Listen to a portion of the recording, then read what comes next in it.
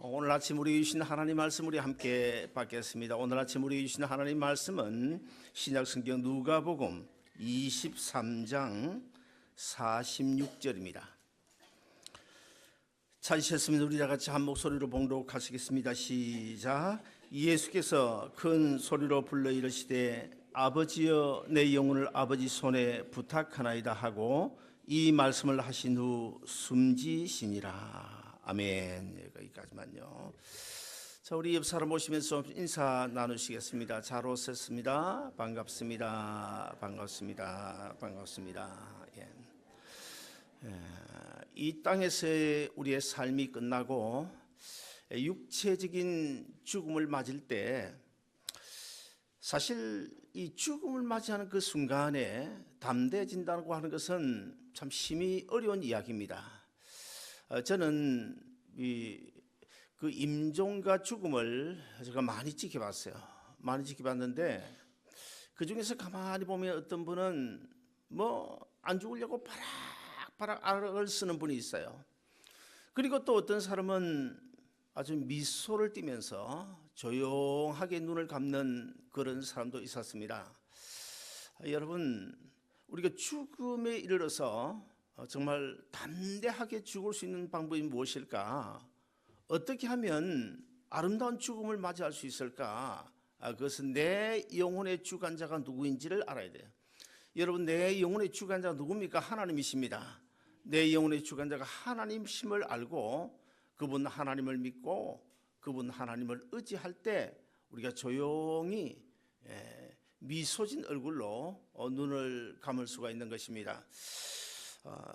여러분, 존 번연이 쓴 천로 역정이라는 책에 보면 아주 유명한 책인데 거기 보면 한 기독도가 순례 여정을 행하다가 마지막 이제 죽음의 관문을 건너가게 돼요. 죽음의 강을 건너가게 되는데 근데 죽음의 강을 지금 막 건너가려고 하는데 천사가 찾아왔어요.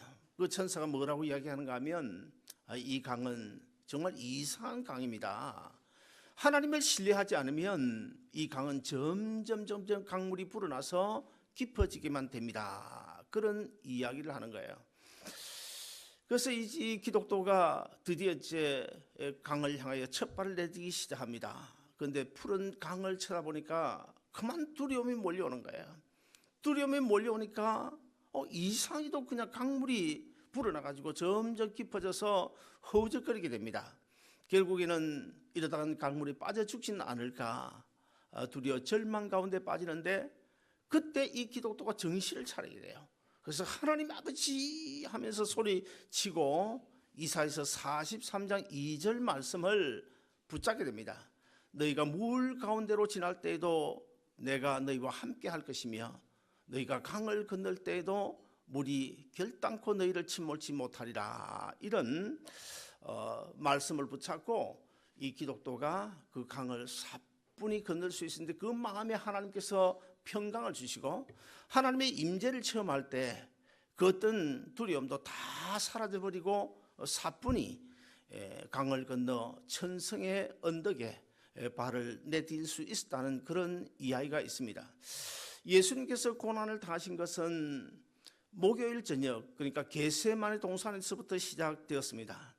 밤새도록 예수님께서 간절히 피땀 흘려 하나님 앞에 기도하고 기도한 뒤에 로마 군병에게 체포가 되어져서 이제 어디로 끌려갑니까? 그 당시 대제사장 가야바의 궁전으로 끌려가게 돼요. 가야바의 궁전에서 대제사장 가야바로부터 신문을 받으시게 되는데 예수님께서 그 대제사장의 질문에 대답을 하지 않는다는 이유로 사한이 나서서 예수님의 뺨을 때리십니다. 그리고는 삥 둘러서 있던 경비병들이 예수님을 조롱하고 침을 뱉고 그냥 주먹질을 하게 됩니다. 그래서 만신창이가 된 예수님은 드디어 이런 새벽에 빌라도의 궁정에 있는 안토니오 요새 총독 관정으로 끌려가게 돼요. 총독 관정으로 끌려온 그 예수님을 보고 이 빌라도는 순간적으로 내가 이 예수님에 대하여 이렇게 처리하든 저렇게 하든 결국 내가 책임을 져야 되는데 그 책임을 지지 않기 위해서는 그 당시에 유대 나라 왕인 헤롯에게 보내야 되겠다. 그래서 예수님을 도로 헤롯에게 보내게 돼요. 이 헤롯 왕은 또 자기가 나중에 어떤 책임을 질 수도 있다 싶어가지고 또 다시 예수님을 빌라도에게 도로 보내게 됩니다. 상처투성이가 된 예수님, 결국 이제 빌라도의 법정 앞에 서게 되는데, 사실 그 순간 그 당시에도 생각이 있는 사람이라면 예수님 무고하다는 사실을 알았습니다. 그래서 마태복음 27장 19절에 보시면 빌라도의 아내가 간밤에 꿈을 꾸게 돼요.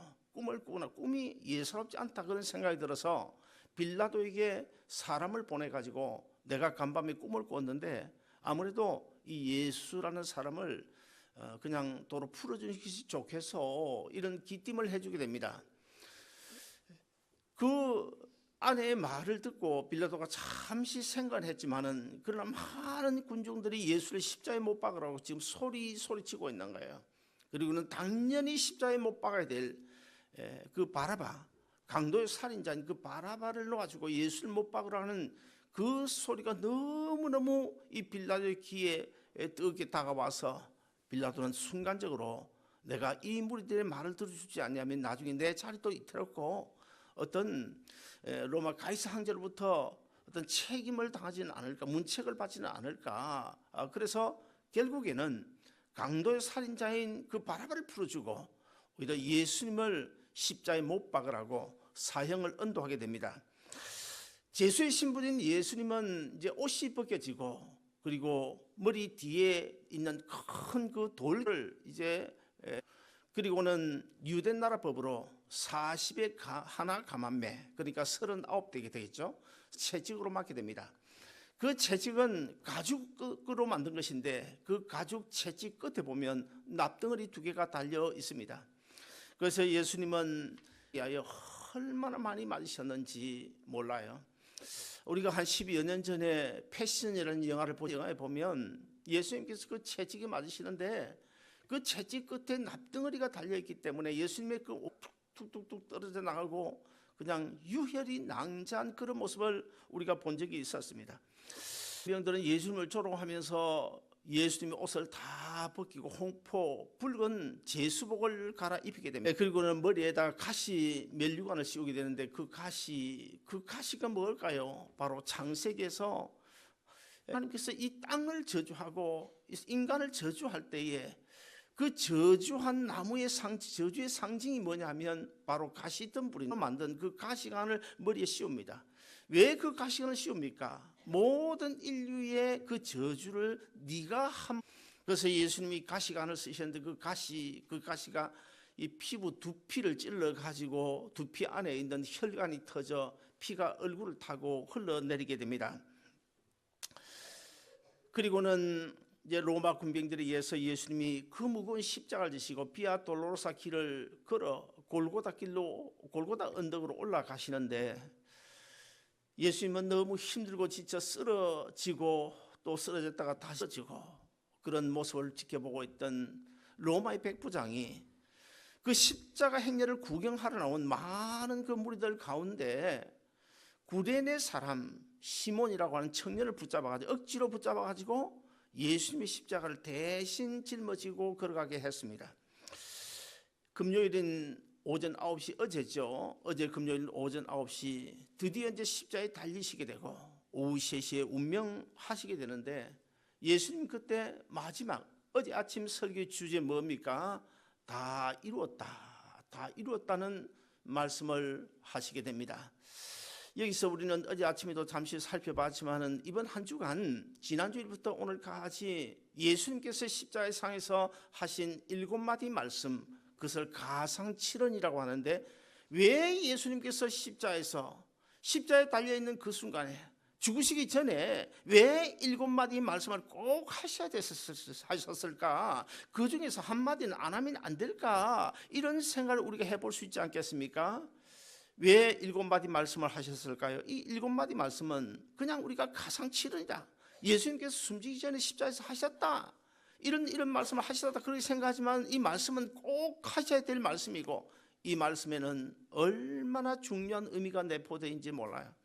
제일 먼저 우리 주님께서 하신 말씀이 뭡니까? 지난 주일 설교 제목처럼 아버지여 저들을 사하여 주옵소서. 저들이 알지 못해서 저렇게 하나이다. 지금 누구 보고 하는 이야기입니까?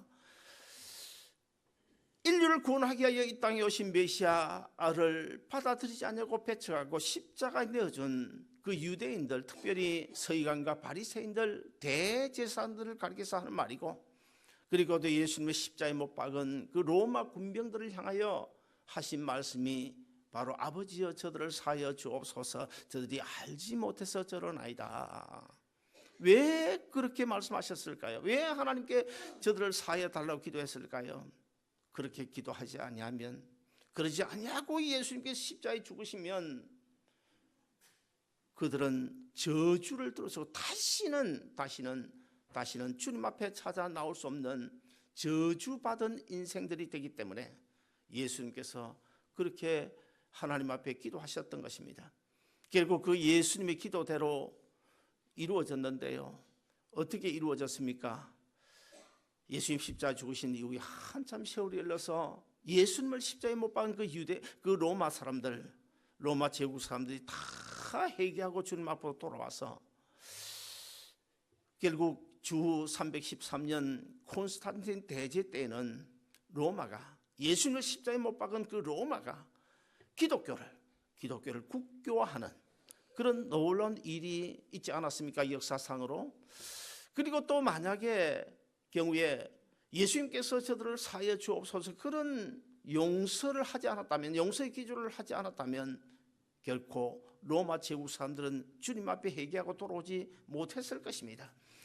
그리고 동시에 유대인들도 주님께서 저들을 사하여 달라고 기도했는데, 우리 하나님의 구원 시나리오를 보면, 예수 그리스도를 통한 하나님의 구원 시나리오를 보면 예수님 십자가로부터 시작된 그 복음이 예루살렘에서 유다로 사마리아로 땅끝까지, 어디까지요? 아시아로 가서 결국 로마로 가고 독일로 가고 영국으로 가고 미국으로 가고 미국에서 한국으로 오고 한국에서 중국으로 가고 중국에서 이슬람권으로 가고 이슬람권으로 가서 마지막 우리 주님께서 이 세상에 재림하시기 직전에 어디로 돌아갑니까?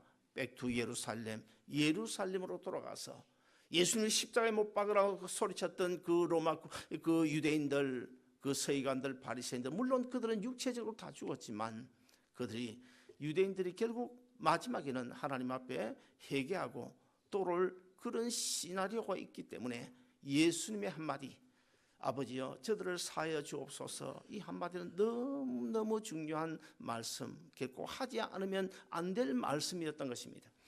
그 다음에 예수님께서 두 번째 하신 말씀이 뭡니까? 한편 강도를 향하여 내가 오늘 나와 함께 나그네 있으리라. 왜 한편 강도에 그런 말씀하셨을까요? 그 강도는 분명 살인죄를 지었고 십자가에 달려 저주를 받은 마땅한 사람인데 왜 그런 말씀을 하셨을까요? 그것은 바로 우리 주님께서 이 땅에 구원의 복음을 전하신 그 복음의 대상이 누구인지를 말씀하고 있습니다.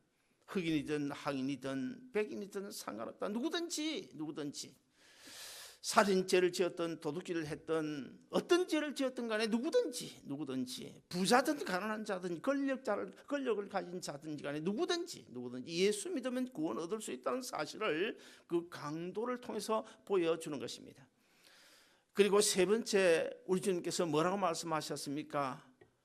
십자가 밑에 있는 그 네 마리아, 네 여인들 가운데서 자기 어머니, 자기를 낳은 어머니 마리아 보고 옆에 서 있는 요한을 가리켜서 어머니 보소서 아들이니다. 그리고 요한에게는 뭐라고 그럽니까? 보라 내 어머니다.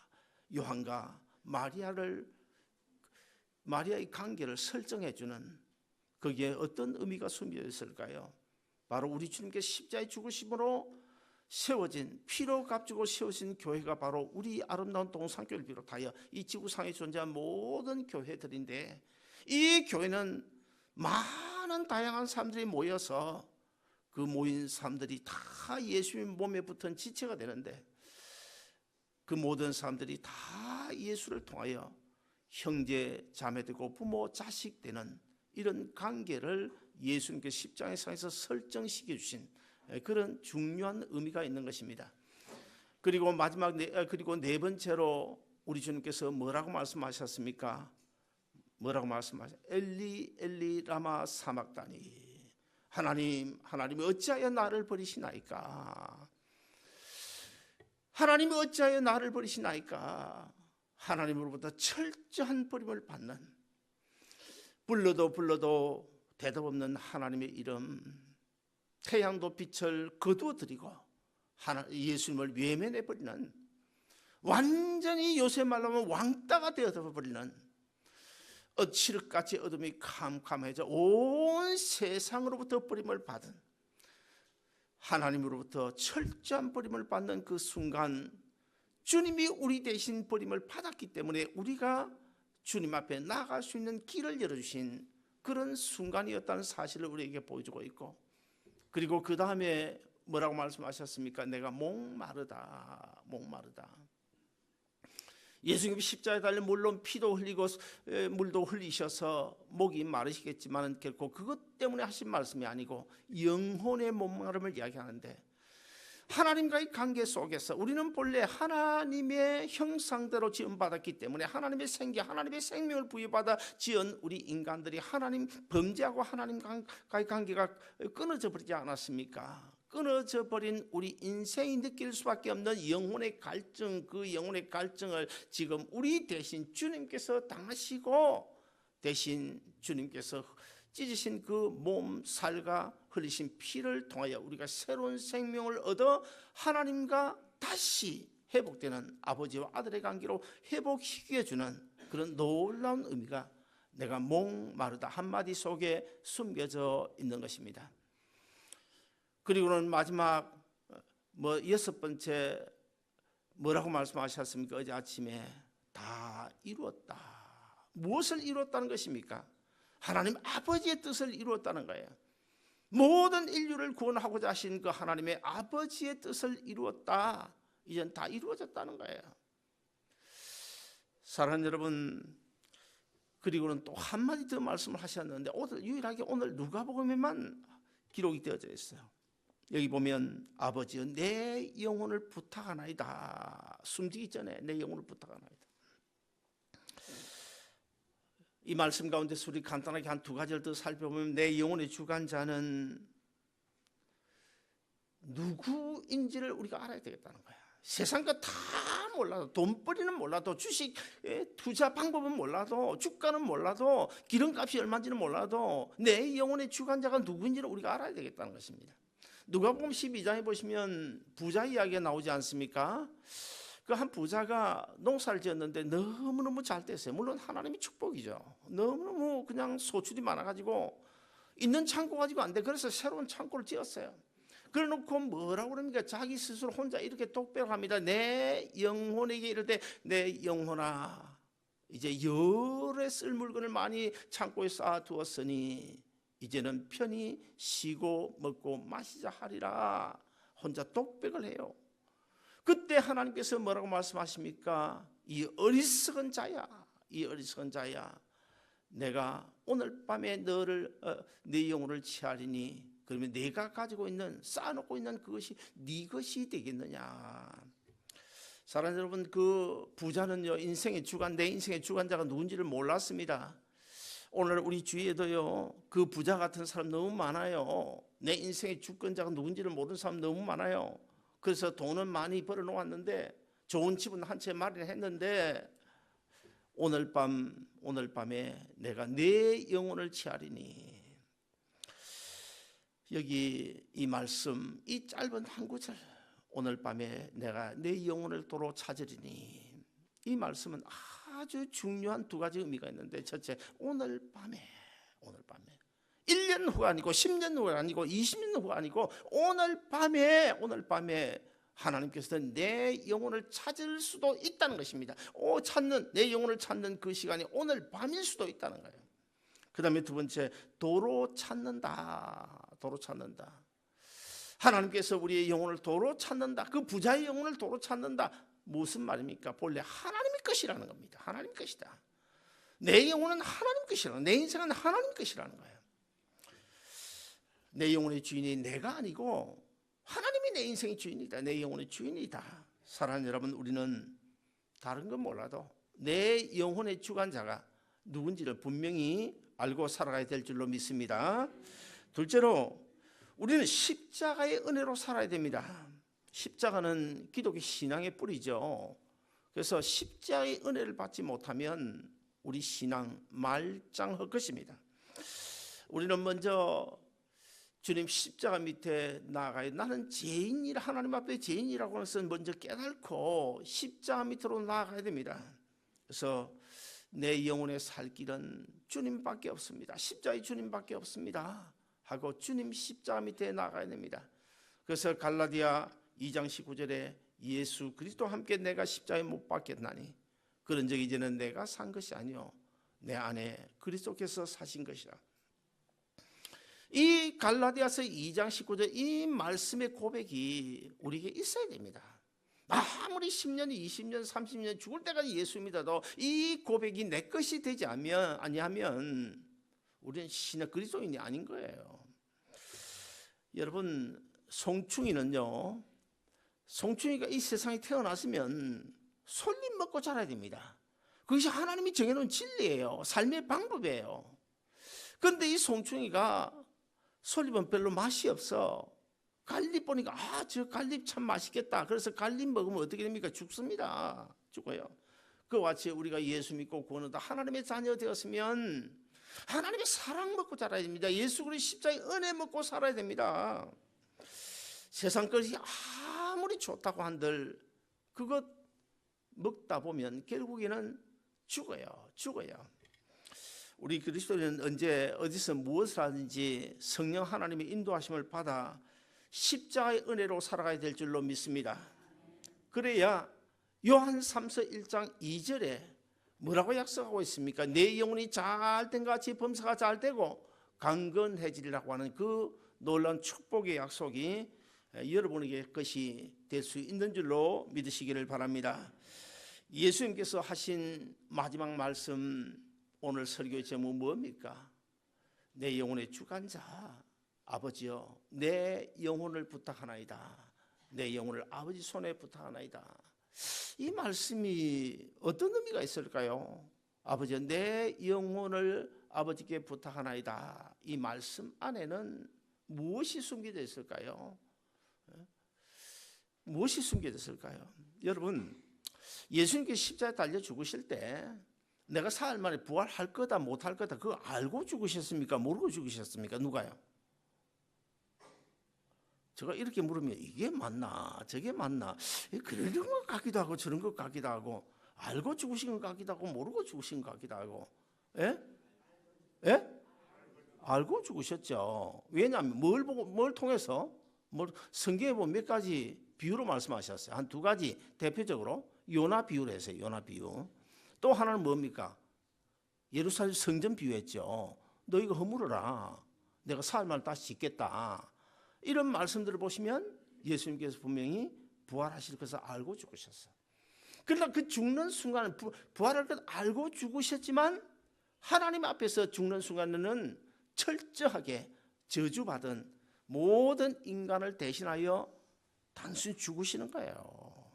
알기는 알았지만 예수님 스스로 살아나는 것이 아니라 부활하는 것이 아니라 누가요? 하나님이 그를 살리시니라. 그렇게 성경이 말씀하고 있잖아요. 살리는 건 하나님이 하신 거예요. 그래서 예수님이 내 아버지의 내 영혼을 부탁하나이다. 이 말은 바로 알고 있는 그 사실을 하나님께 부탁하는 그런 장면에 있었어요. 부활의 소망. 그래서 아버지의 내 영혼을 부탁하나이다. 이 말씀을 통하여 우리에게 어떤 소망을 주고 있습니까? 부활의 소망을 주고 있는 거예요. 사랑하는 여러분, 그동안 일주일, 다른 해는 월요일 좀 반짝해요. 좀 많이 모여요. 그리고 월요일, 화요일까지 조금 그렇다가 수요일, 목요일 되면 좀 힘드니까 숫자가 좀 줄어들다가 그리고 금요일, 토요일 되면 또 숫자가 많아져서 토요일 제일 많아지는데 이번 주간을 보니까요. 거의 같아요. 오히려 수요일, 목요일 더 많은 것 같고요. 오늘도 많이 아이들 왔으니까 아무튼 일주일 동안 새벽 집회 참석하시라고 여러분 수고 많으셨습니다. 우리 주님은 우리 대신 십자가 짊어지시고 죽으셨는데 영원히 그 사망 가운데 머물러 계신 것이 아니라 3일 만에 살아나셨어요. 예수님 왜 살아나셨습니까? 왜 살아나셨나요? 이걸 알아야지. 왜요? 예? 이 쉬운 대답을 몰라요. 나를 위해서, 우리를 위해 살아나셨어요. 예수님이 살아난 것은. 그래서 예수님의 부활을 뭐라고 그럽니까? 부활의 첫 열매라고 그러죠. 첫열매, 씨앗이 나무를 심은 씨앗이 달려야 그 다음에 달리게 되기 때문에, 아무튼 내일 이제 우리가 부활하신 예수님을 마음껏 축하하고 파티 열고 또 감사하는 그런 주일이 되겠는데요. 주 2018년 고난주간 특별 새벽 집회를 마치면서 우리 주님의 십자가의 은혜와 부활의 소망이 여러분의 심령 속에, 여러분의 가정에, 여러분의 삶의 터전에 넘치는 복된 인생들 다 되시기를 주의 이름으로 축원드립니다. 기도하겠습니다.